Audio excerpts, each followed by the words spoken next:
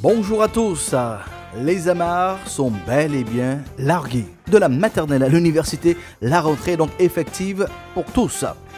Les activités économiques, sociales, culturelles, sportives et cultuelles retrouvent bien donc une vitesse de croisière. À chacun de vous, le pasteur Josias vous souhaite donc du courage, de la persévérance, de la discipline et de la réussite pour cette nouvelle saison.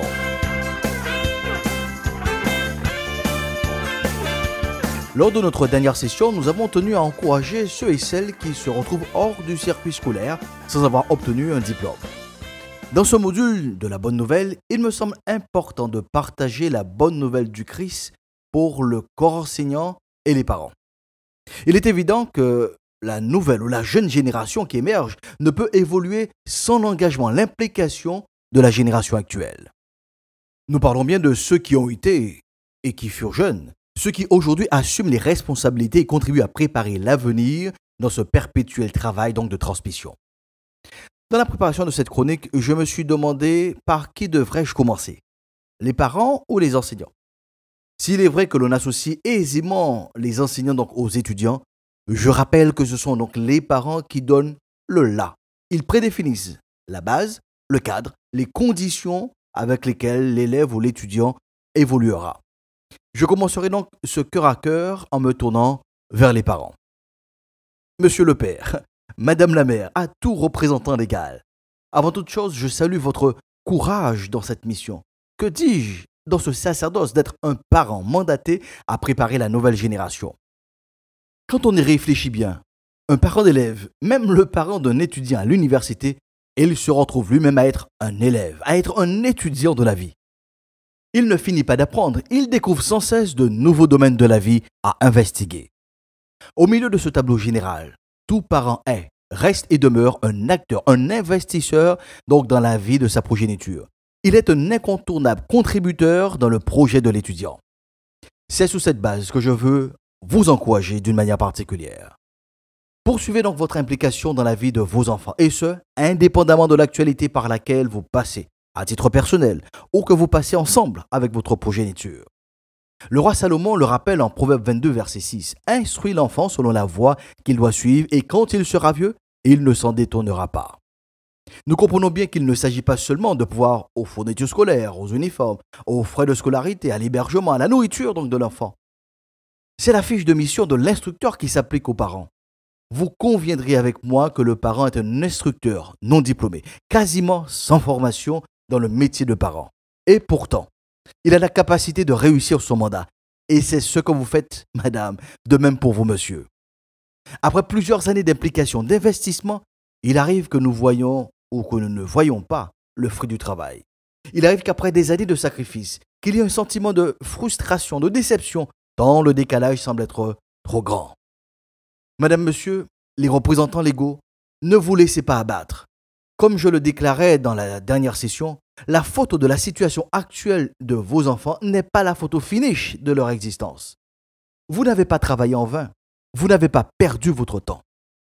Je partage avec vous l'histoire d'un homme qui avait donc 2 fils. Le plus jeune donc dit à son père, « Donne-moi ma part d'héritage, celle qui me revient donc de droit. » Et le père fit donc le partage de ses biens donc entre ses fils. Quelques jours plus tard, donc le cadet vendit donc tout ce qu'il avait reçu et il s'en alla donc pour un pays lointain. Et là, il gaspilla donc sa fortune en menant donc grande vie. Quand il eut tout dépensé, une grande famine survint donc dans ce pays et là, il commença à manquer du nécessaire. Alors, il alla se faire embaucher donc par l'un des propriétaires donc de la contrée. Celui-ci donc l'envoya donc dans les champs garder donc les porcs. Le jeune aurait bien voulu donc apaiser donc sa faim avec les carbours que mangeaient donc les bêtes, mais personne ne lui en donnait. Alors il se mit à réfléchir sur lui-même et il se dit, tous les ouvriers de mon père peuvent manger autant qu'ils veulent, alors que moi je suis ici à mourir donc de faim. Je vais me remettre en route. J'irai trouver donc mon père. Je lui dirai, mon père, j'ai péché contre Dieu et contre toi. Je ne mérite pas d'être considéré comme ton fils. Accepte-moi comme l'un de tes ouvriers. Il se mit donc en route pour aller donc chez son père et comme il était encore loin, et à une bonne distance, son père l'aperçut et fut pris donc d'une profonde pitié pour lui. Il courut à sa rencontre et se jeta donc à son cou et l'embrassa longuement. Le fils lui dit, mon père, j'ai péché contre Dieu et contre toi. Je ne mérite pas d'être considéré comme ton fils. C'est une parabole du Christ que nous retrouvons et qui est donc disponible dans l'évangile donc de Luc.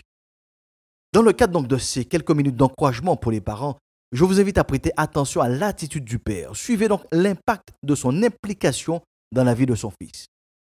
Il est vrai que dans cette histoire, donc, il est question de gros sous, de partage d'héritage dilapidé donc par un fils irréfléchi, d'où son qualificatif de fils prodigue. L'investissement du père a été réel, puisqu'il est en mesure de lui léguer donc sa part d'héritage. L'implication donc du père dans la vie de son fils a été profonde, car bien qu'il ait quitté donc le foyer, le père est resté une référence pour lui, surtout dans la période de crise. Écoutez donc ce qu'il dit. Alors il se mit donc à réfléchir sur lui-même et se dit, tous les ouvriers de mon père peuvent manger autant qu'ils veulent, alors que moi je suis ici à mourir de faim. Je vais me mettre en route, j'irai trouver mon père et je lui dirai, mon père, j'ai péché contre Dieu et contre toi, je ne mérite pas d'être considéré comme ton fils, accepte-moi comme l'un de tes ouvriers. C'est dans cette perspective que le roi Salomon nous invite en tant que représentant légal à instruire l'enfant, ou en d'autres termes, à nous investir de manière totale et intègre en accompagnant l'enfant, en déployant de manière pragmatique un modèle, une référence pour lui. À chaque père, à chaque représentant légal qui vit une épreuve avec son ou ses enfants, à vous monsieur, à vous madame qui vous retrouvez dans cette parabole, le pasteur Josias vous encourage à ne pas désespérer. Quoi que l'on dise sur votre enfant, quoi que l'on pense de votre situation, tant qu'il y a vie, il y a de l'espoir. Je dirais différemment, tant que le Dieu de la vie est Dieu, l'espérance demeure. Qui aurait pronostiqué, qui aurait cru à ce retournement de situation? Quasiment personne. Excepté peut-être le père, qui selon le récit a été le premier à le voir au loin. Il est donc dit, il se mit donc en route pour se rendre chez son père. Comme il se trouvait encore à une bonne distance de la maison, son père l'aperçut et fut pris d'une profonde pitié pour lui. Il courut à la rencontre de son fils et se jeta donc à son cou et l'embrassa longuement. Est-ce la oisiveté, le désœuvrement, la résilience qui explique que le père a été le premier à le voir venir au loin? Et si par contre c'était la conviction qu'en tant que père, qu'il a donné ce qu'il avait de mieux, qu'il avait tout fait pour être un bon instructeur dans la vie de son fils? Et si par contre c'était aussi l'espérance que la part d'héritage déposée donc dans l'ADN de son fils ne peut pas disparaître à cause d'une mauvaise orientation, ne peut pas disparaître à cause d'un environnement anxiogène, nous pouvons aisément croire que depuis le premier jour du départ de son fils, que depuis le début donc de cette épreuve, de cette mésaventure, le père savait au fond de lui, le jour du retour de son fils était attaché au jour de son départ. Chère mère, cher père, cher représentant légal, ravivez, alimentez cette étincelle d'espérance qui est en vous. Sortez de toute forme de résilience. Reconnaissez et remerciez le Dieu de la vie qui vous a donné de multiples opportunités d'investir dans la vie de votre enfant. Rappelez-vous que vous avez pris le temps de déposer un héritage qui est capable de résister aux épreuves par lesquelles votre progéniture passe. Le pasteur Josias vous annonce cette bonne nouvelle que Paul délivre en 2 Timothée 2, verset 16. Le cultivateur qui se donne de la peine doit être le premier à recevoir sa part des fruits. Oui, cher père, en effet, chère mère, la profession de parent est à l'identique de celle du cultivateur. C'est le même profil, c'est le même caractère, la même discipline, la même rigueur, c'est la même fiche de mission. Ce sont les mêmes obligations que le cultivateur et le parent partagent. C'est donc à juste titre que la promesse est aussi pour vos parents. Le parent qui se donne de la peine doit être le premier à recevoir sa part des fruits. Ce jour arrive bientôt où la reconnaissance viendra de l'extérieur, comme pour le père du fils prodigue. Le jour arrive bientôt où vous entendrez ce commentaire. Et si tu n'avais pas planté dans la vie de ton enfant?